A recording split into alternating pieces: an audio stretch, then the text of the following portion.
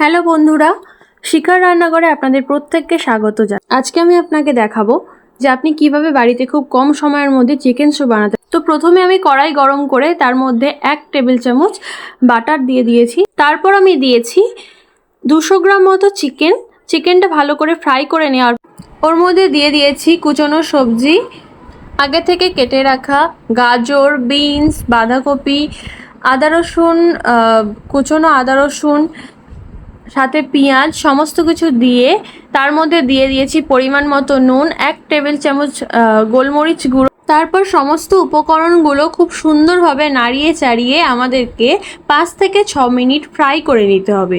তো ফ্রাই করার সময় আপনি দেখতে পাবেন যখন আপনি এই সবজিগুলো সমস্ত কিছু ফ্রাই করবেন, যখন এই কালারটা চেঞ্জ হয়ে আসবে তখনই আপনাকে এর মধ্যে দিয়ে দিতে হবে পরিমাণ মতো জল দেওয়ার পরে জলটাকে সুন্দরভাবে ফুটিয়ে নিয়ে তার মধ্যে থেকে চিকেনগুলো আমি আলাদা করে নিয়েছি। আলাদা করে নেওয়ার পরে চিকেনগুলোকে আমি একটা চামচের সাহায্যে খুব সুন্দরভাবে কিমা করে নিয়েছি। কিমা করার পরে জলটা যখন খুব সুন্দরভাবে ফুটছে, তো ওই কিমা করা চিকেনটা ওর মধ্যে অ্যাড করে 5 থেকে 6 মিনিট জলটা সুন্দরভাবে ফুটিয়ে নিতে হবে।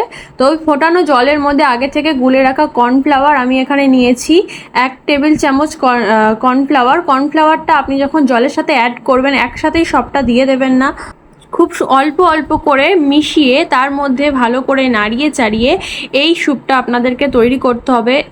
আপনি যদি একসাথে পুরো কর্নফ্লাওয়ারটা ঢেলে দেন তাহলে কিন্তু স্যুপটা জমাট বেড়ে যেতে পারে। তো সেই কারণে আস্তে আস্তে দেওয়ার পরে এর মধ্যে ডিম অ্যাড করবেন। ডিমের সাদা অংশটা আপনি তখনই দেবেন যখন আপনার স্যুপটা পুরোপুরি রেডি হয়ে যাবে, কারণ ডিমটা দেওয়ার পরে বেশিক্ষণ রাখা যাবে না।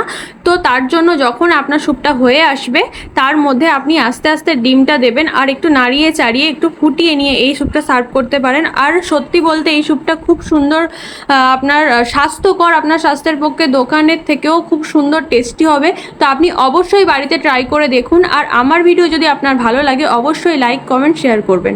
টাটা।